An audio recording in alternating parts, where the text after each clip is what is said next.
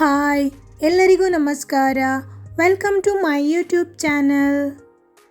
ಈಗ ಚಳಿಗಾಲ ಸ್ಟಾರ್ಟ್ ಆಗಿರುವುದರಿಂದ ಮಾರುಕಟ್ಟೆಯಲ್ಲಿ ನೆಲ್ಲಿಕಾಯಿಗಳು ಈಗ ಸಿಗ್ತಾ ಇದೆ.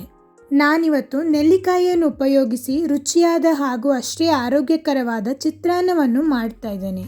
ಬನ್ನಿ ಹೇಗೆ ಮಾಡೋದು ಅಂತ ನೋಡೋಣ. ಮೊದಲಿಗೆ ನೆಲ್ಲಿಕಾಯಿಯನ್ನು ಚೆನ್ನಾಗಿ ತೊಳೆದು ಬೀಜವನ್ನು ತೆಗೆದುಕೊಳ್ಳಬೇಕು. ನೆಲ್ಲಿಕಾಯಿ ಮೇಲೆ ಮಾರ್ಕ್ ಕಾಣ್ತಾ ಇದೆ ಅಲ್ವಾ, ಅಲ್ಲೇ ನಾವು ಕಟ್ ಮಾಡಿದರೆ ಸುಲಭವಾಗಿ ಕಟ್ ಮಾಡಿಕೊಳ್ಳಬಹುದು. ಈ ರೀತಿಯಾಗಿ ಸಣ್ಣ ಸಣ್ಣ ತುಂಡುಗಳನ್ನಾಗಿ ಮಾಡಿಟ್ಟುಕೊಳ್ಳೋಣ. ನಾನು ಒರಳು ಚಿತ್ರಾನ್ನ ಮಾಡುವ ರೀತಿಯಲ್ಲಿ ಮಾಡ್ತಾ ಇದ್ದೇನೆ.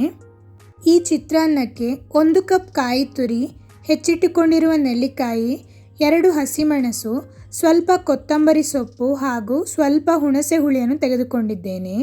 ಇವೆಲ್ಲವನ್ನು ಈಗ ಮಿಕ್ಸಿ ಜಾರಿಗೆ ಹಾಕಿಕೊಳ್ಳೋಣ. ಜೊತೆಗೆ 1.5 ಟೇಬಲ್ ಸ್ಪೂನ್ ಬೆಲ್ಲ, 1 ಟೇಬಲ್ ಸ್ಪೂನ್ ಜೀರಿಗೆಯನ್ನು ಹಾಕಿ ನುಣ್ಣಗೆ ರುಬ್ಬಿಕೊಳ್ಳೋಣ. ನೀವಿಲ್ಲಿ ಸ್ವಲ್ಪ ನೀರನ್ನು ಹಾಕಿ ರುಬ್ಬಿಕೊಳ್ಳಬಹುದು. ನೆಲ್ಲಿಕಾಯಿ ಒರಳು ಚಿತ್ರಾನ್ನಕ್ಕೆ ಬೇಕಾಗಿರುವ ಮಸಾಲ ಪೇಸ್ಟ್ ರೆಡಿಯಾಗಿದೆ. ನಾನು ಈಗಾಗಲೇ 2 ಕಪ್ ಅನ್ನವನ್ನು ಕೂಡ ಬೇಯಿಸಿಟ್ಟುಕೊಂಡಿದ್ದೇನೆ.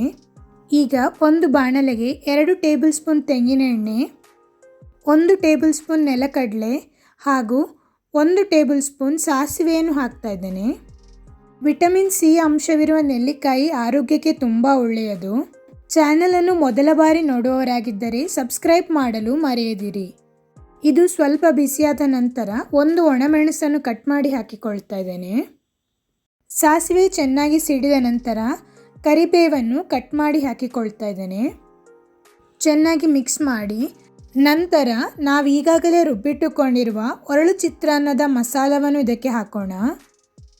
ಚೆನ್ನಾಗಿ ಮಿಕ್ಸ್ ಮಾಡಿ ಸಣ್ಣ ಉರಿಯಲ್ಲಿ 1-2 ನಿಮಿಷಗಳ ಕಾಲ ಹಸಿ ವಾಸನೆ ಎಲ್ಲ ಹೋಗುವವರೆಗೆ ಚೆನ್ನಾಗಿ ಬಾಡಿಸಿಕೊಳ್ಳೋಣ. ಈಗ ರುಚಿಗೆ ತಕ್ಕಷ್ಟು ಉಪ್ಪು ಹಾಗೂ ಚಿಟಿಕೆ ಅರಿಶಿನವನ್ನು ಹಾಕಿ ಚೆನ್ನಾಗಿ ಮಿಕ್ಸ್ ಮಾಡಿಕೊಳ್ಳೋಣ.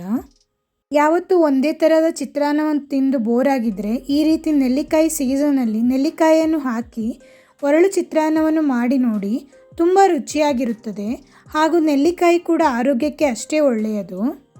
ಈಗ ಬೇಯಿಸಿಟ್ಟುಕೊಂಡಿರುವ ಅನ್ನವನ್ನು ಇದಕ್ಕೆ ಹಾಕಿ ಚೆನ್ನಾಗಿ ಮಿಕ್ಸ್ ಮಾಡೋಣ. ಮಸಾಲೆಗಳೆಲ್ಲ ಅನ್ನಕ್ಕೆ ಚೆನ್ನಾಗಿ ಹೊಂದಿಕೊಳ್ಳಲಿ. ಇದನ್ನು ಬ್ರೇಕ್ಫಾಸ್ಟ್, ಲಂಚ್, ಡಿನ್ನರ್ ಯಾವ ಟೈಮಲ್ಲಿ ಕೂಡ ಸೇವಿಸಬಹುದು. ಲಂಚ್ ಬಾಕ್ಸಿಗೆ ಕೂಡ ಹಾಕಿ ಕೊಡಬಹುದು. ನೆಲ್ಲಿಕಾಯಿಯಿಂದ ಮಾಡುವಂತಹ ಈ ಒರಳು ಚಿತ್ರಾನ್ನದ ವಿಡಿಯೋ ನಿಮಗೆ ಇಷ್ಟವಾಗಿದೆ ಅಂತ ಭಾವಿಸುತ್ತೇನೆ. ಇಷ್ಟವಾದಲ್ಲಿ ಲೈಕ್, ಶೇರ್ ಹಾಗೂ ಸಬ್ಸ್ಕ್ರೈಬ್ ಮಾಡಲು ಮರೆಯದಿರಿ.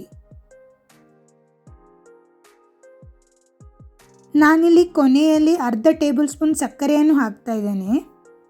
ಇದು ಆಪ್ಷನಲ್, ನೀವು ಸ್ಕಿಪ್ ಮಾಡಬಹುದು. ನೆಲ್ಲಿಕಾಯಿಯಿಂದ ಮಾಡುವಂತಹ ರುಚಿಯಾದ ಒರಳು ಚಿತ್ರಾನ್ನ ರೆಡಿಯಾಗಿದೆ.